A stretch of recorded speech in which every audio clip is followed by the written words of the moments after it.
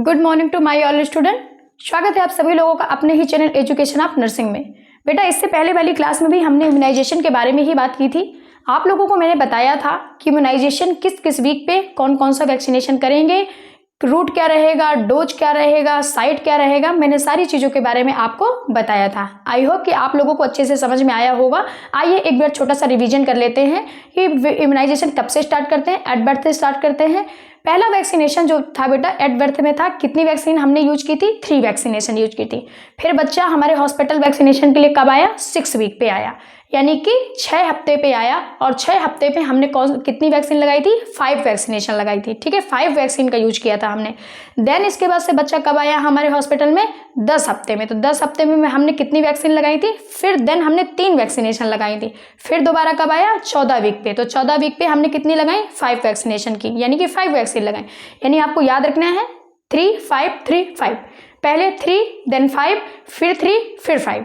और आज हम उसी के आगे अगली वैक्सीनेशन के बारे में बात करेंगे कि किस वीक पे कितनी वीक पे दोबारा से बेबी आएगा हॉस्पिटल और हम कितने वैक्सीनेशन उसको करेंगे। आइए समझते हैं वैक्सीनेशन के बारे में। तो बेटा अब हमने देखा कि अब बेबी पहले कितने वीक पे आया था हमारे हॉस्पिटल में? 14 वीक में आया था।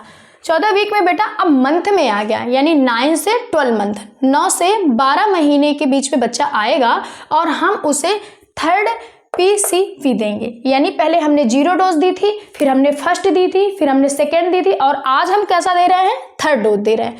थर्ड डोज कितनी होगी? 0.5 ml होगी। रूट क्या होगा? IM रूट होगा। IM रूट होगा और साइट क्या होगी?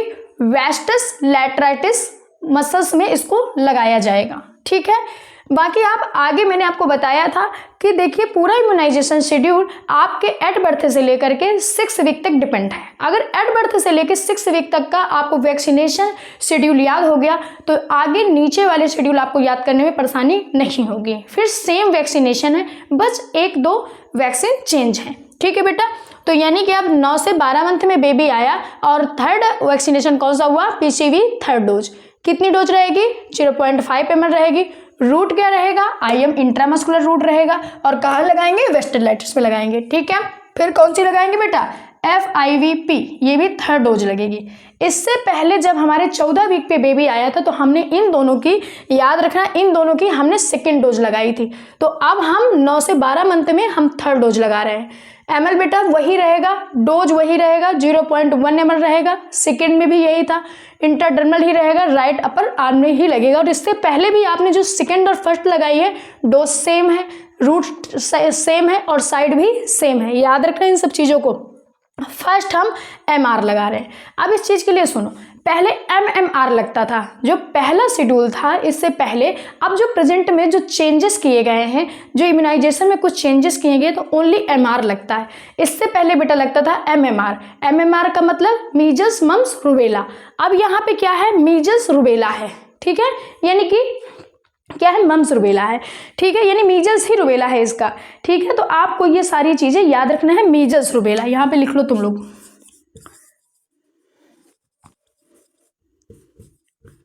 रूबेला। ठीक है, पहले जो लगता था बेटा याद रखना MMR लगता था, मीजल्स मम रूबेला। बट अब ये नहीं लगता है। प्रेजेंट टाइम में कौन सा लगता है? ये लगता है MR, मीजल्स रूबेला। उसका देखो डोज कितना रहेगा? 0.5 ml रहेगा। याद रखना कि जो मीजल्स रूबेला है उसकी फर्स्ट डोज आप लगा रहे हैं, इससे पहले आपने मीजल्स रूबेला नहीं लगाया है। ठीक है, तो वैक्सीनेशन यहाँ पे चेंज होगी कब? 9 to 12 मंथ में। ठीक है, तो मीजल्स रूबेला की डोज कितनी होगी? 0.5 ml होगी। सबक्यूटेनियस बेटा लगेगी। ठीक है, राइट अपर आर्म में लगेगा। ठीक है, अब आपको याद रखना है जेई। जेई क्या है? जेई क्या है? ठीक है, जेई का बेटा मतलब होता है, जीई जो होती है उसका मतलब होता है जापानीज इंसेफेलाइटिस। जापानीज इंसेफेलाइटिस, ये भी आप फर्स्ट डोज लगा रहे हैं। ठीक है, यहाँ पे लिख लो आप फर्स्ट डोज। देखो याद रखना 9 to 12 मंथ में दो वैक्सीनेशन चेंज हुए हैं, MR और GE। ठीक है, तो ये दोनों आपको याद रखना है। और सेकेंड अगले मंथ में लगेगा, यानी 16 से 24 में लगेगा। ठीक है, तो GE क्या है? Japanese encephalitis. ठीक है, इसकी डोज कितनी रहेगी? 0.5 ml की रहेगी। ठीक है। 0.5 ml ये भी सबक्यूटेनियस रहेगा। और लेफ्ट में याद आप ये रखना कि MR और GE एक ही साइड नहीं लगाना है।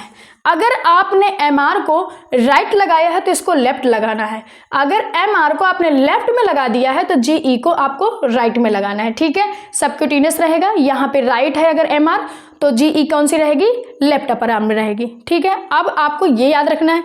दूसरा मैंने बताया है कि यहाँ पे देखो, याद रखना तुम लोग कि देखो पहले आपके जितने इम्यूनाइजेशन वैक्सीनेशन हुए हैं तो कितने कितने में चेंज हुआ है। एट बर्थ में 3 वैक्सीनेशन की आपने, 6 वीक पे कितनी की आपने, 5 वैक्सीनेशन की। देन इसके बाद 10 वीक पे आपने कितनी की, फिर 3 वैक्सीनेशन किया। और फिर इसके बाद में 14 वीक में आपने फिर 5 वैक्सीनेशन किया। बट यहाँ पे चेंज हुआ है बेटा, 9 से 12 वीक पे 1 2 3 कितनी वैक्सीनेशन है, 1 2 3 एंड 4। ठीक है, यहाँ पे ये चेंज हुआ है।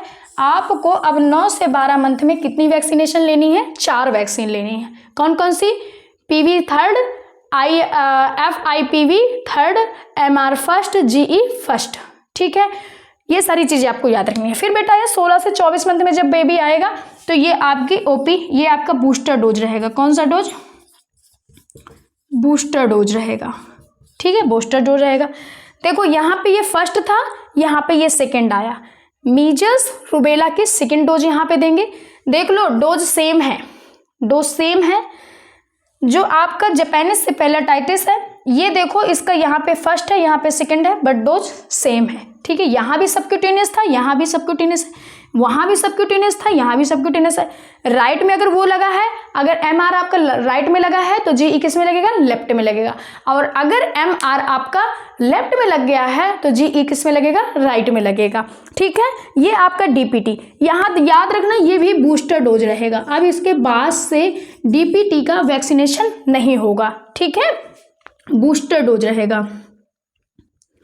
कौन सा रहेगा, बूस्टर डोज, बूस्टर डोज रहेगा। और हाँ, एक चीज़ और आपको याद रखनी है कि DPT जो थी तो हमने देखा है कि जो 5 वैक्सीन से मिलकर के बनाया गया था, पेंटावेलेंट हम कह रहे थे ना इसको, तो हम यहाँ पे DPT जो रहेगा 5 वैक्सीन से बनाया गया था बेटा। जो DPT आपके पहले 2023 से पहले लगता था और अब ये पेंटावेलेंट में चेंज हो गया था। लेकिन आपकी 9 से 12 यानी 16 से 24 मंथ में DPT ही लगेगा। लेकिन यहाँ पे 2 वैक्सीनेशन को कट कर दिया जाएगा, रिमूव कर दिया जाएगा। कौन कौन सी, हेपेटाइटिस बी और HIV। ठीक है, तो यहाँ पे DPT में पहले देखो क्या क्या वैक्सीनेशन पेंटावेलेंट में था। आपका हेपेटाइटिस B था, और क्या था, डिप्थीरिया, पर्ट्यूसिस, टिटनेट और टिटनेस, और दूसरा क्या था, हेपेटाइटिस B था, और HIV भी था। ठीक है, तो ये सारी चीज़ें थी। लेकिन हमने देखा कि यहाँ पे अब इन 2 वैक्सीनेशन को क्या कर दिया जाएगा, कट कर दिया जाएगा। बाकी जो 3 वैक्सीनेशन है उनको मिलाकर के DPT बनाई जाएगी जो कि बूस्टर डोज होगी। अब इसके बाद में जो भी वैक्सीनेशन होंगे तो अब ये आपकी DPT नहीं लगेगी। ठीक है, तो ये क्या है, बूस्टर डोज है। तो आपको ये सारी चीज़ें याद रखनी है। एक बार आप इसको अच्छे से देख लीजिए, याद कर लीजिए। ठीक है, और साथ ही साथ आपको पढ़ते जाना है। जो चीज़ें आपको समझ में ना आए तो कमेंट बॉक्स में आपको मैसेज करना है। ठीक है, तो आई होप कि आप लोगों को बेटा समझ में आया होगा। ठीक है, तो आप अच्छे से साथ ही साथ जो आपका इम्यूनाइजेशन शेड्यूल है पढ़ते जाना है। इसके एक क्लास में लास्ट होगा और इम्यूनाइजेशन हमारा खत्म हो जाएगा। ठीक है बेटा, आई होप कि आपको अच्छे समझ में आएगा बेटा। Thank you.